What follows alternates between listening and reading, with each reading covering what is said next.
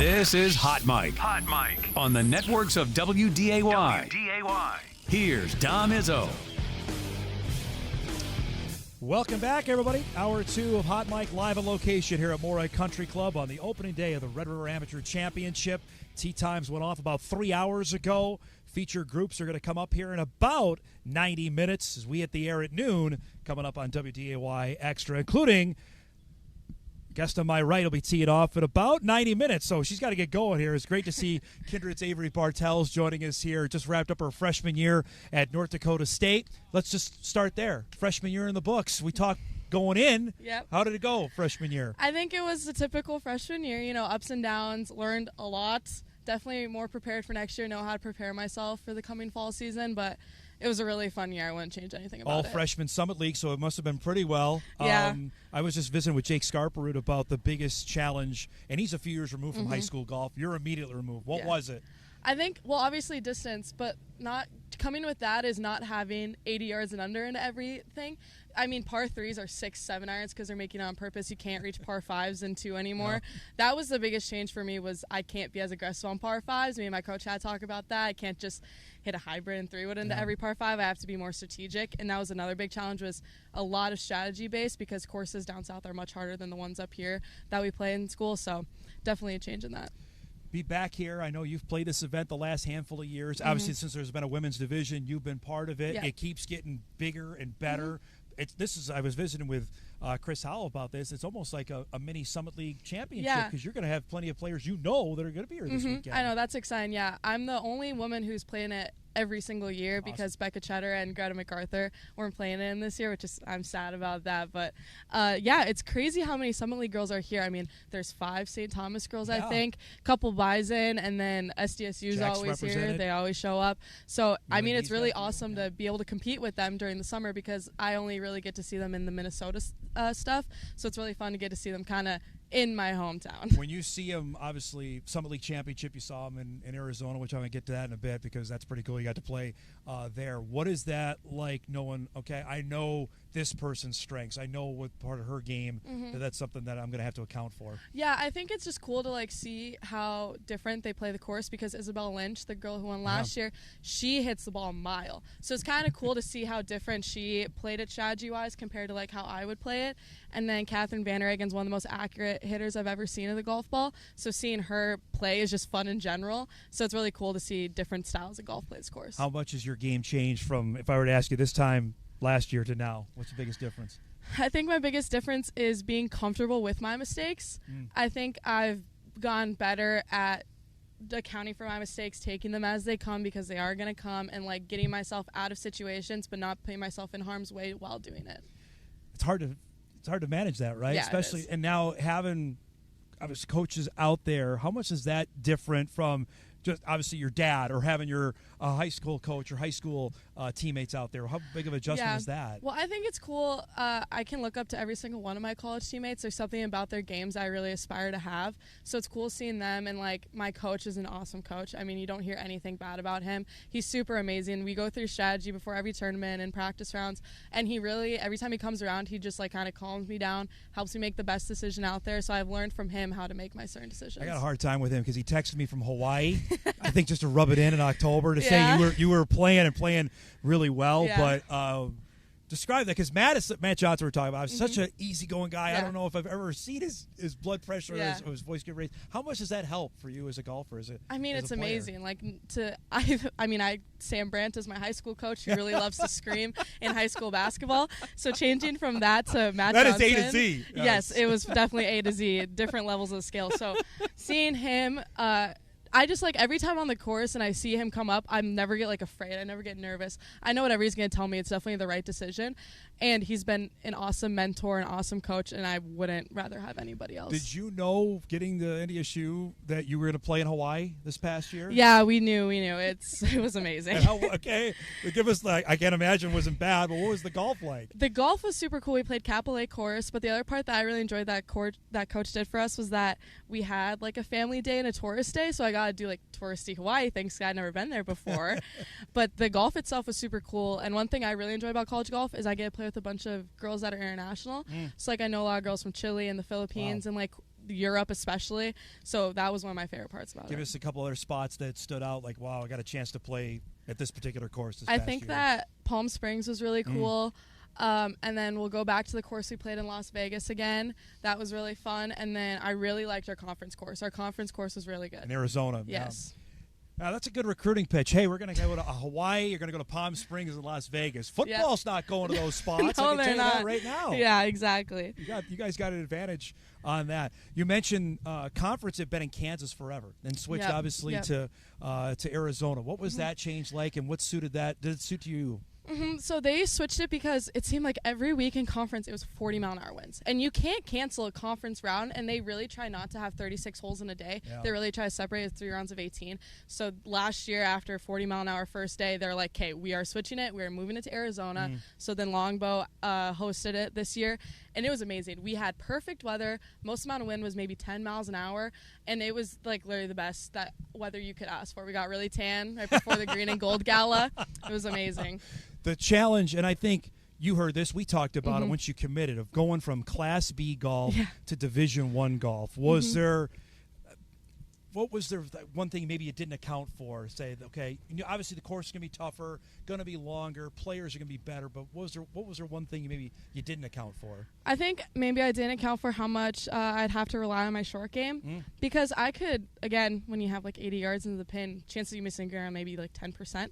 So having like 150, 160, I'm missing the green a lot more often in much more challenging spots on these courses that make it much harder when you miss the green. So I think, Coach really works on it in the fall as our short game and our chipping. We use the FCC Par 3 course a lot. We really utilize that to really expand our short game. So I think that's one thing I didn't really account for was how much I'd have to use my wedges, not from full distances. The indoor facility, Avery, to have not just the practice facility where you can hit, but the indoor putting green. How often do you guys use that?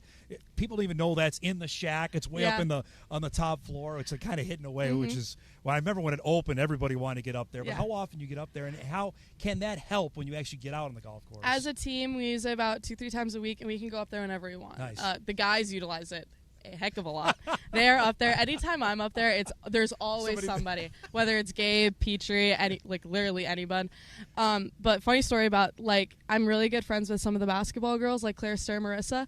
I was like, do you guys want to go see it? And they're like, where is it? And I was like, it's on the 3rd floor. They're like, the shack has a third floor? I'm like, yeah, guys, it's like over here. So then I showed that. Fantastic. They had no idea it was up there. But yeah, we really utilize it a lot. It's super fun. It's one of the best facilities that we have up Now north. you've opened the door. When's the last time you shot hoops? Do you still get out there regularly or no? No, we have access to the shack practice gym and the shack gym. I used it maybe once. And then I just worked a basketball camp for my coach and shooting hoops. I was like, hey, my teammate Payne Getty, who plays NDSCS, I'm like, you can demonstrate the drills. I'm a little out of this by now.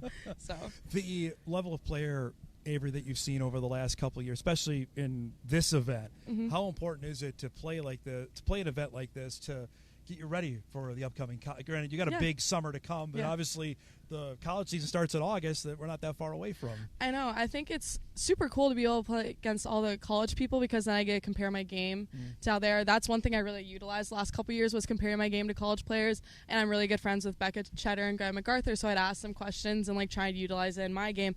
So I think it's awesome to be able to compare now instead of in the fall and in the spring, to be able to compare and figure out what I need to work on. All right, tied for 8th last year. Describe how those 3 rounds went. Well, number 15 is the hole that I really am focusing on this year. I'll tell you that. I think I took a 9 on it last year, something not great. Again, we kind of talked about this before we were on air. My coach has told me I'm really good about 15 to 16 out of the 18 holes. So we're trying to, me and my dad this week, are really focusing on every shot matters. And that's one thing I've also learned in college. I can't relax on a shot, I'd say. So really just focus on every shot matters. Staying disciplined is another big thing. And when mistakes come, they come, and just get yourself out of them as best as possible and try to execute. What is it like to have your dad on the bag? I love it. Yeah. He was my high school coach, so I've had him forever. He knows my swing better than anyone, him and my brother. So I think it's the best person for me to have to caddy. how do you separate dad and caddy? Where is that? Does it come when you walk off the 18th and he's back to dad, or when does that start? I think or stop? sometimes the dad comes out if he gets mad at me a little bit. Like if I make a bad swing and I'm like, I don't know what I did there. He's like, well, you did this. And I'm like, okay, well, thanks, Dad. I kind of already knew what I was doing wrong. I'm just trying to vent to you real quick.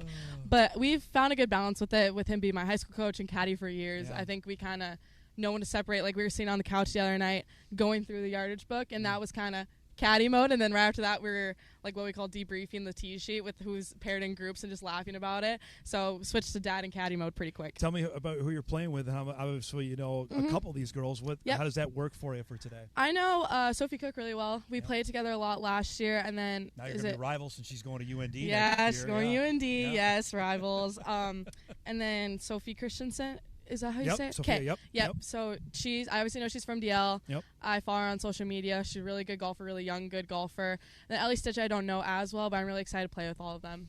You look, obviously Mackenzie's back, who's been really good at South Dakota State that you know. Catherine Verner got from St. Thomas. St. Thomas brought 5 of its 7 players here, which obviously with Isabel winning last year, word got out, say, hey, to get up here and play. Yeah. This is a good test, obviously, but St. Thomas got the message. Yeah, I think it's awesome that they're up here and that Mackenzie Maches is a great person. Really like, I played with her a lot. I played with her in Vegas, and I got to watch her a lot. She's a really good golfer. Doesn't make a lot of mistakes. Yeah. She's awesome. And then, obviously, St. Thomas brought so many of their girls, which is super cool to see up here. Because, I mean, when this first started, there was maybe 10 girls playing in it. And now like when they introduced a cut, I was like, we have enough girls to have a cut in here? I was like, this is crazy. So it's super awesome. The fact that, and I know Goose mentioned this in the first hour, that the hope is to get to 60 women. We're about 35 right now. How much do you spread the word on that to players? Like, hey, if you want to get better, come play here this weekend. I try to, especially with my teammates. And our coach sent out a message. He's like, hey, this is a really good tournament to play in.